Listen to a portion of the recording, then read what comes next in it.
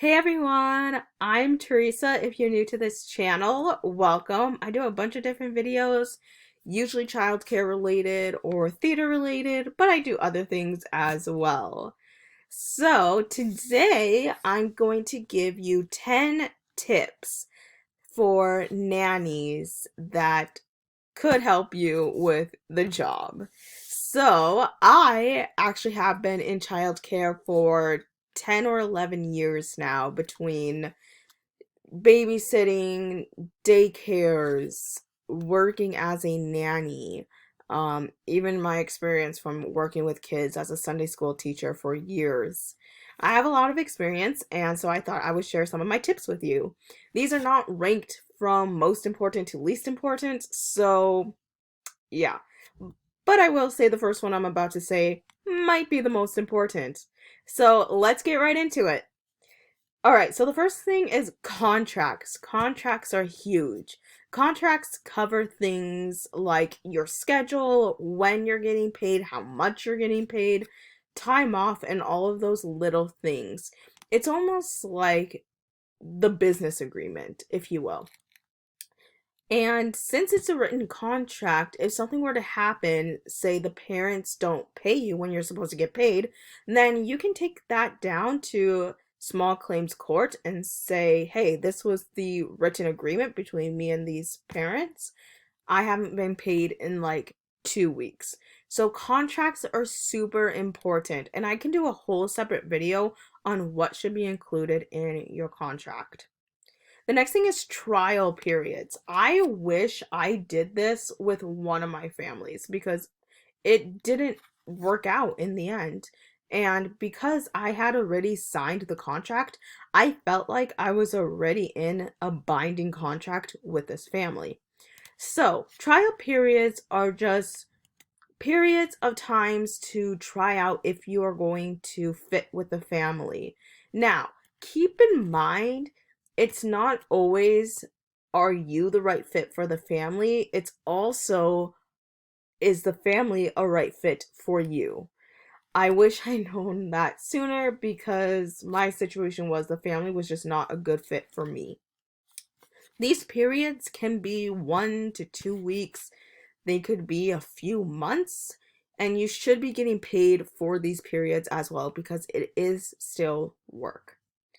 But have those trial periods and do not sign contracts until your trial period is up. And of course, before you read your contracts, be sure you are reading them thoroughly and you are asking questions. The next thing is house tours. I cannot tell you how many houses I have been where I did not know where any of the emergency and first aid stuff were. Listen, kids get hurt. Kids needs over the counter medicines. Sometimes you need over the counter medicines because let's face it, kids can cause headaches, and you should be able to know where some ibuprofen or Tylenol is. So when you get the house tour, make sure they show you where everything is. I will never forget the one time I was making lunch and it was a frozen meal, and I was opening the box and I had slid my finger across the top and I slit my finger and I had no clue where the band-aids were. So I asked the 2-year-old where a band-aid was. And luckily she knew where the band-aids were. But those are definitely things you should know in advance. Like I said, there's some over-the-counter medications that maybe you need when you're there. Like I said, kids cause headaches, and maybe sometimes things happen to the kids.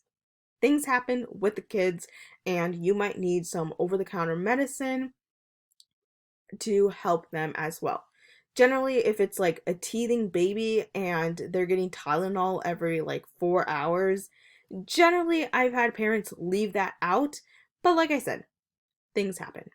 Next thing. Oh, before I move on, I also have been in a lot of houses where I didn't know where the kids' cups and plates were. So you want to make sure that they are showing you that as well in the house tour.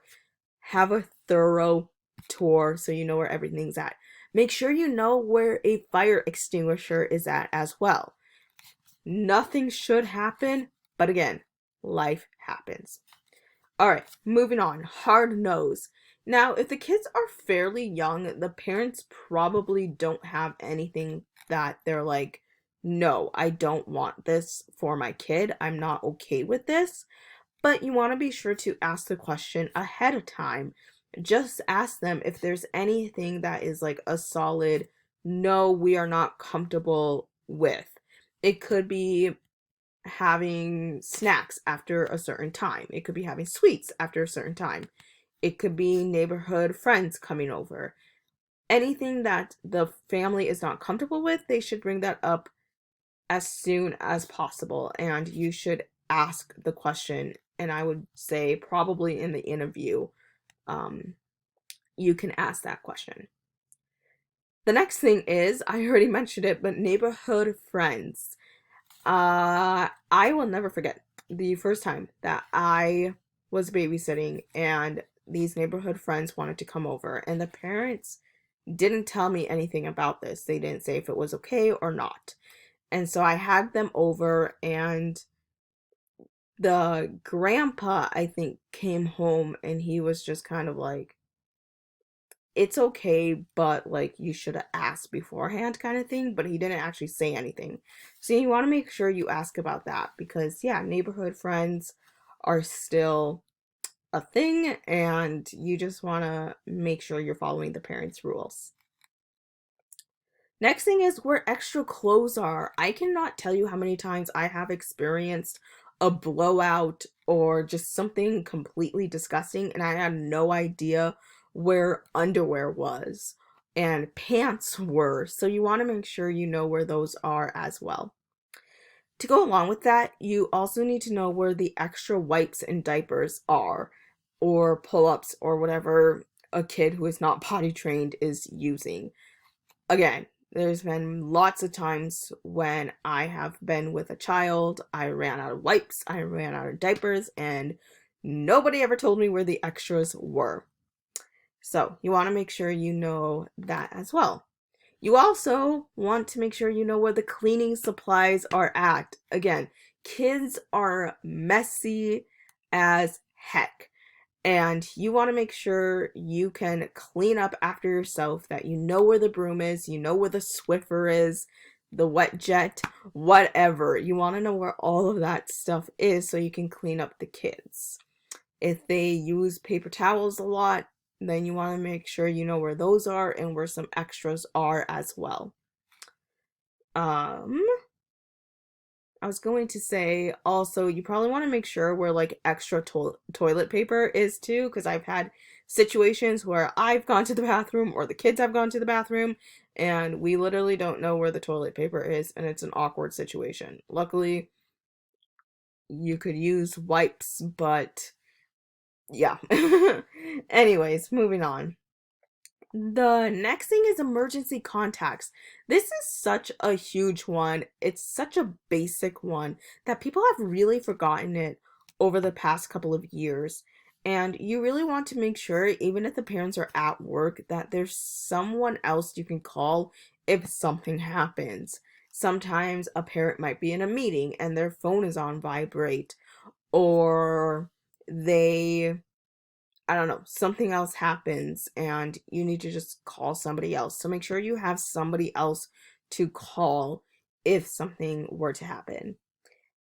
And the last big tip I have is discipline. So in the interview process, you really do want to talk to the parents about what their parenting style is. If it does not line up with your beliefs on raising kids, if your parenting styles are just not lining up, do not take the job. It is so hard to work with somebody whose parenting style is not matching up to your own. And I think I have a video of a whole story about that that I experienced with one of my families that I had. So you definitely want to have a long, ongoing conversation about discipline. Obviously, as kids grow and they change, some of the discipline is going to differ a bit. So again, make sure that It is an ongoing conversation. Now, here's a bonus one. It's really for the nannies out there, but bring your own medications. If you have prescribed allergy meds and like an inhaler, bring it with you. I have been to people's houses and they've gotten a new pet, and for some reason, the pet just really triggers my allergies. And I've straight up have not been able to breathe in people's houses. And then I have to call my parents to bring over my allergy medication. I am sorry to my doctor, but I don't carry it on me all the time because I sometimes I think, oh, if I'm babysitting for a couple hours, that's no big deal.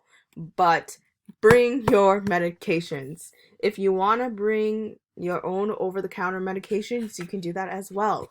Bring some Claritin, okay? You never know when your body is going to act up and you might need something. So, thank you all so much for watching.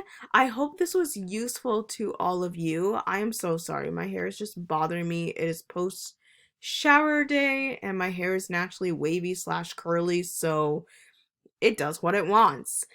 So anyways, thank you so much for watching. If you like this video, be sure to give it a thumbs up, hit subscribe down below. You guys, we reached 110 subscribers. Thank you all so much. I love you all so much. Your support is not going unnoticed. So thank you all so much. And that's it. I will see you next weekend. I post every single weekend, and I'll talk to you all later. Bye!